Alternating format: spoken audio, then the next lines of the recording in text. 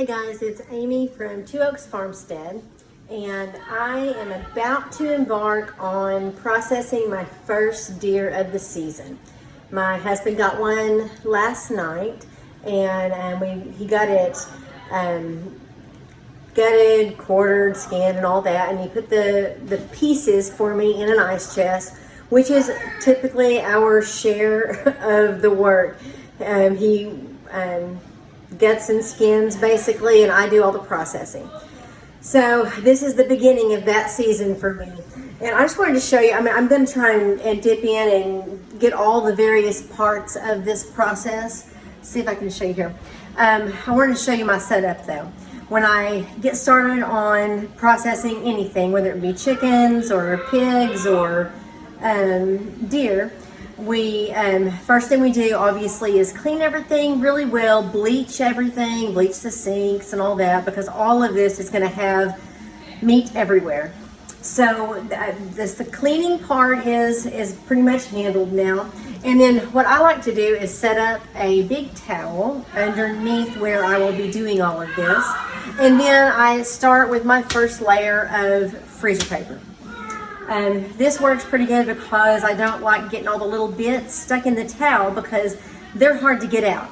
But I do like having this here. I don't like all, it's really juicy. So as I'm processing, all the water is still flowing and stuff, and it will end up coming and get off the counter, onto my shirt and my pants and into the floor and all that. So I like having the towel there to kind of sop it up a little bit.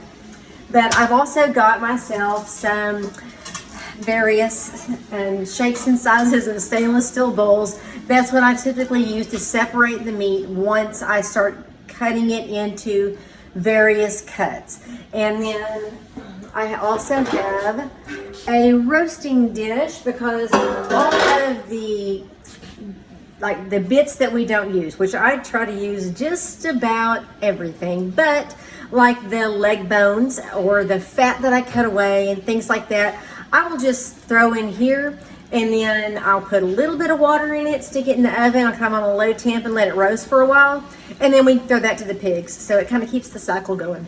But anyway, I am just about to get going here. My husband went out and sharpened me up a bunch of knives this morning, and I'm about ready to get started. And I'll come back in and show you guys some of the I guess the pieces that I do, kind of the parts of the process. I've promised several times to try and show this process. I know I talked about, I did a video with showing some of the processing that I do with chickens before, but I've never done a video on how we do the deer processing, and I will this time.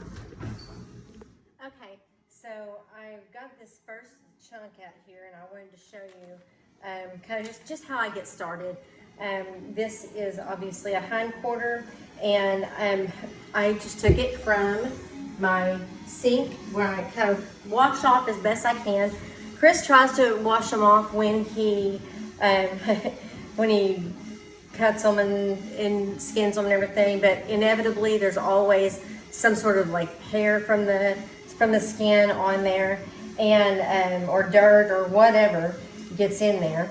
And I try to, with my glasses on, as I see those pieces, I try to pull those off or slice them off however I can. But then the next thing that I do is I always go through and just go ahead and cut this big layer of fat and whatnot off from the outside. Just kind of slice through a little bit. You don't have to necessarily get all of it, but this hard stuff on the outside, it's pretty thick, and I usually try to slice it off.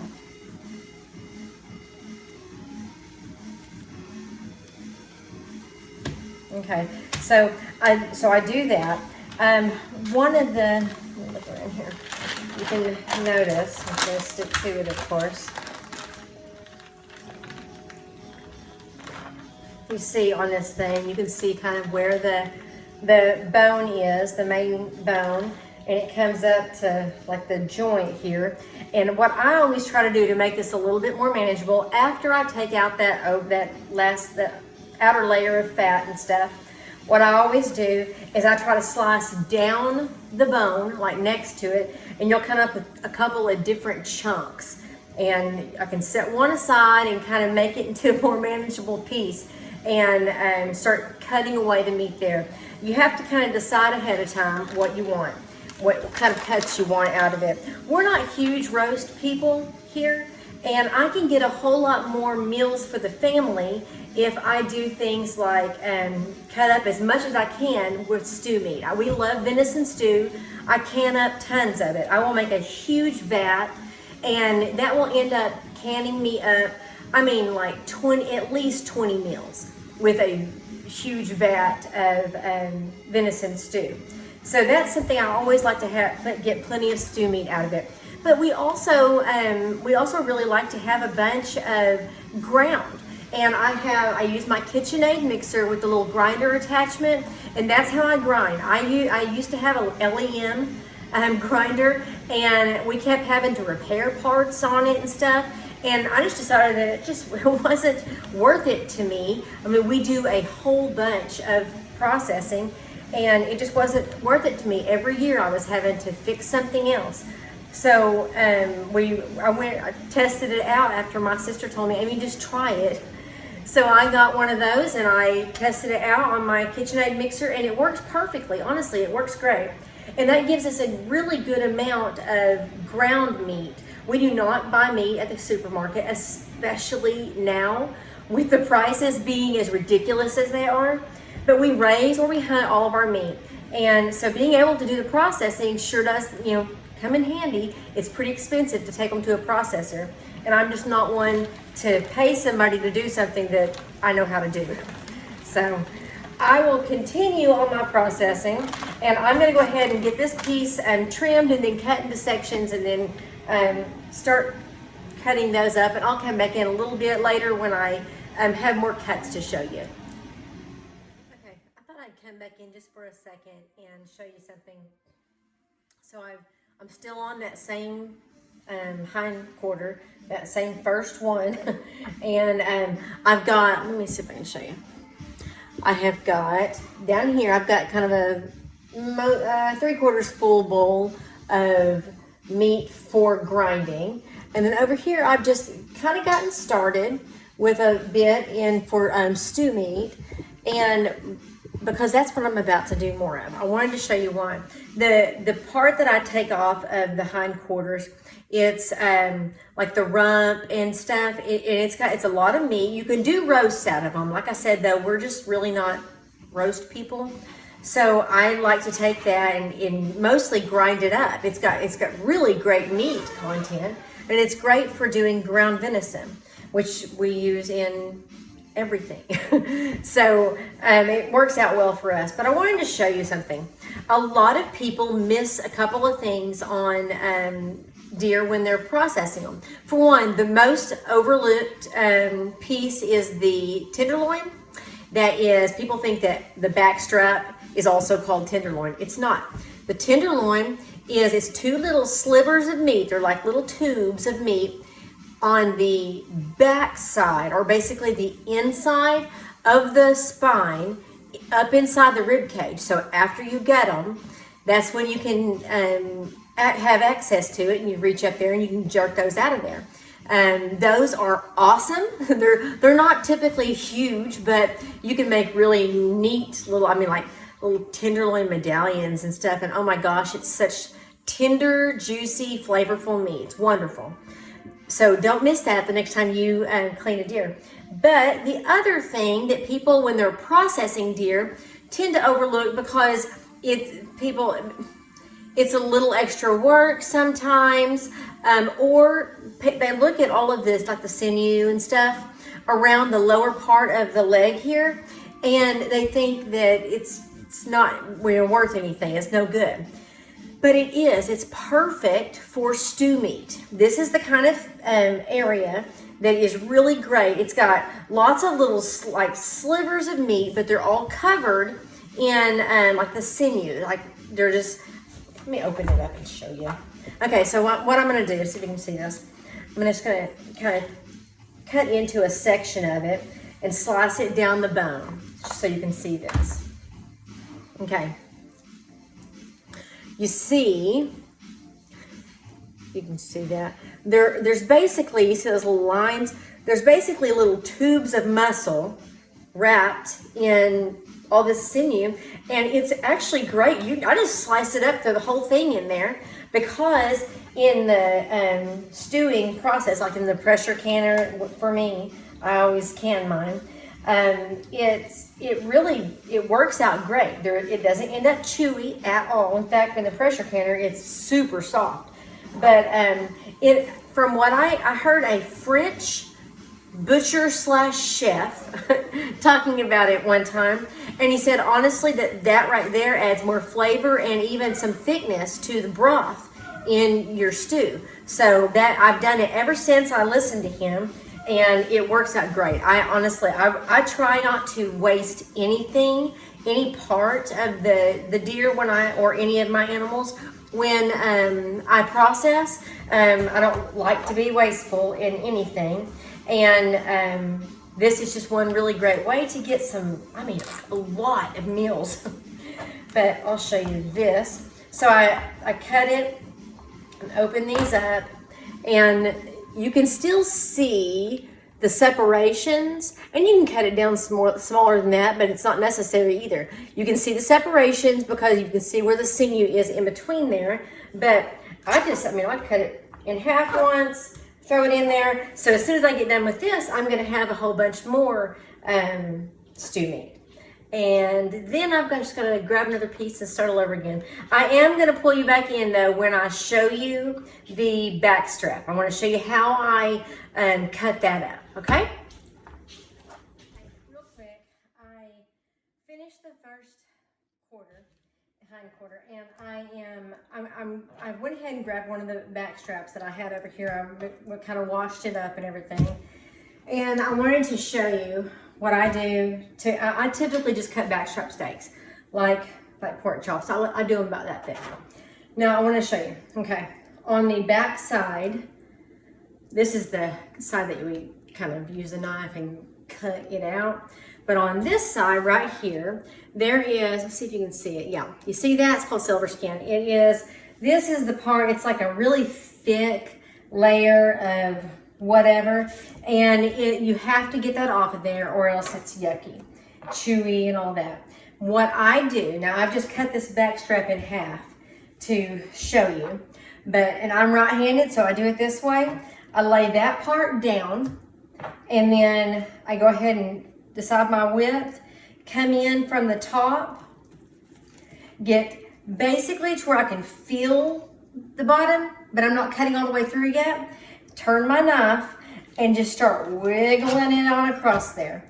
And that takes it off of there. You see what I'm left with? If I do that all the way through, it's super quick and easy. It's not a hard thing to do at all. I've seen people, and honestly, my very first time, had it turned over the other way, and I was like trying to hold on to it and slice it off, but that's been a long time ago. I've learned a lot of things since then. So this is the best way to do this. These little pieces on the top, you can cut them off or not. It's not that big of a deal. It's this under here that's so tough. You definitely want to get rid of that. This really doesn't take long at all to take care of getting these handled. And then I will have all kinds of backstrap steaks ready for the grill. Okay, so it's the next day. I often do that, kind of split processing up in 2 different days because there's just too much going on around here to do it all straight through. But I wanted to show you real quick, if you can see it in here. I've got part of the deer already done, and I've got the other the hind quarter, and I wanted to show you. I mentioned that you kind of cut down the side of the bone and cut chunks off. That way you can kind of take it in manageable pieces. But I wanted to show you that I already took the excess fat, the outer layer, off of this, and I've been picking off all the hairs and whatnot. And don't worry, it also goes through another washing before I finish the processing, but in case I missed anything. But with these little babies right here, I can see a little bit better. Anyway, so with what we've got here, you can see this is like the, right there, if you see that little thing right there, that's the joint where it was connected to the body. And then of course you see the leg the bone comes around here like this. And the first place I typically cut is kind of behind, you can see like what I would call a calf or whatever, but you can see where that muscle is kind of separated from the rest of it, and it's just only connected by a little bit of connective tissue. And so I just kind of easily slice through that and make myself an opening. And go up here by this bone up here at the top. Now my knives, my husband gets real testy if I hit bone with them, but you inevitably do. But he's my knife maker and knife sharpener, and he went down and sharpened all these knives for me. And after all this cutting, it really does kind of dull them up a little bit. But I kind of find the bone and then cut down kind of in increments, I think. Just make sure I don't really slice into the bone. But I kind of cut, just knock through and make sure that you can kind of just take a chunk off. It really does help it to make it, put it in more manageable pieces. And since I'm not doing any roast, I'm just doing mostly I'm doing the stew meat and ground.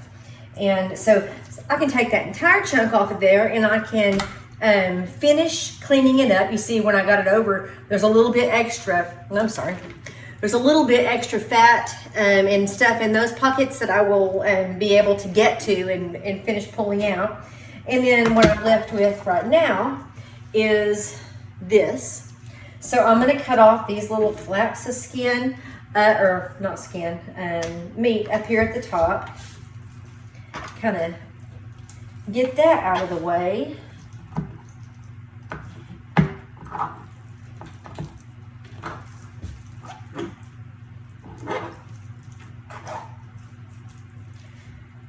Okay, and now what I've got is that thing right there.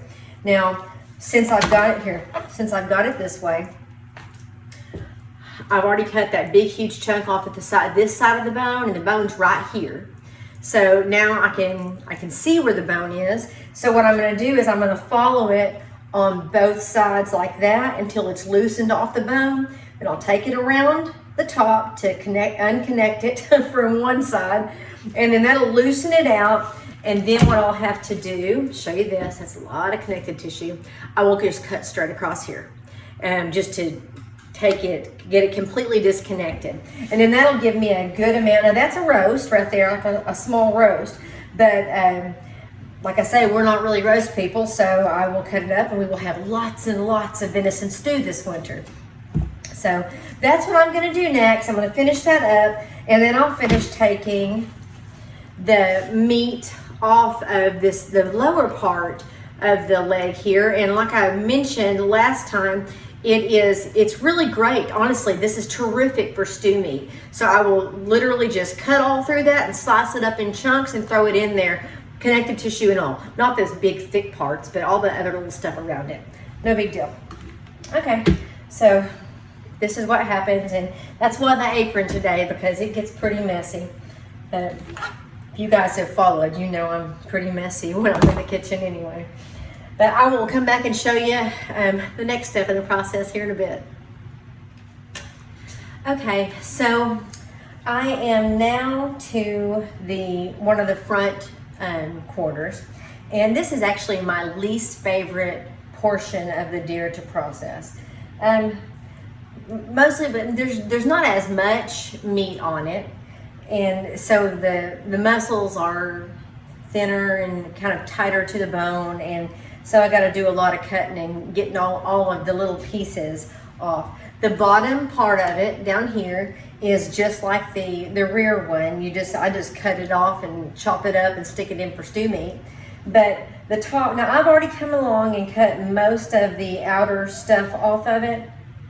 And this is where the front shoulder is typically where you see the wound track. This is the part that typically takes damage. if you're a good shot, I guess, depending on which direction that the deer was standing at the time. Just kind of a policy of mine, wherever the wound track happens to be, I typically try to cut that away.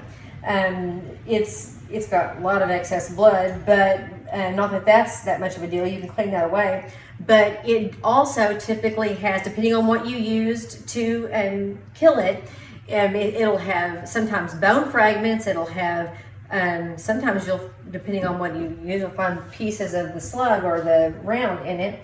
And almost every time it takes a bunch of the hair from the outer side and jams it through the wound track, and I mean, it will splinter into the meat. So instead of fighting that, I typically just try to cut that little section away and then move on. I've already done that on this piece, but I want to show you. Okay, so this is basically the outer edge, and I'll do the same thing. Of course, it's got like a shoulder blade. I mean, it's got this great big bone, big flat wide bone through there. So I just have to cut all of those kind of thin pieces of meat off and then process them up, chop them up and what have you. But it comes in, you can see the line that it goes like a knee right here and then down. And so I've got to cut in and cut that chunk away. So that's like there's one chunk. This is the best part. Right up here behind that top bone. This is where the largest piece will be. But I still cut and save all the rest of the meat off of it. It just takes a little extra time. And okay, well, I've got a little bit more there to just slice up and get into bowls for further processing. But I just wanted to show you this before I wrap this thing up. These are the tenderloins that I mentioned earlier. These are one of the things that a lot of people tend to miss when they clean their deer and start processing, trying to pull the meat off. These are the ones that I mentioned are up underneath the spine inside the rib cage. Super tender. They're dadgum awesome, to be completely honest with you. But I mean, like really, really tender. But they do get overlooked a lot. So if you ever clean a deer, don't forget these guys. And the last piece that I was going to show you, my husband always brings in the heart. So I've got to get in here and trim it up. And to be honest, I have a little bit of a weak stomach, and I don't know why. It's just a muscle, but it still kind of creeps me out just a little bit. I still got to cut it up. So that's what I'm going to do, and wrap this thing up and finish getting my meat ground up and put away and ready for meals for the future. I will be doing some canning up of the venison stew very soon. I've had a lot of people ask about canning. I did a canning class not too long ago, canning beans, and I'm more than happy to help anybody out with any of their canning needs and learning how or answering questions. I think since I'm going to be doing the venison stew here shortly, I will probably do another video and try to answer any questions that I can up front. Anyway, y'all guys have a great hunting season, and I hope you guys get something really yummy for your pantry.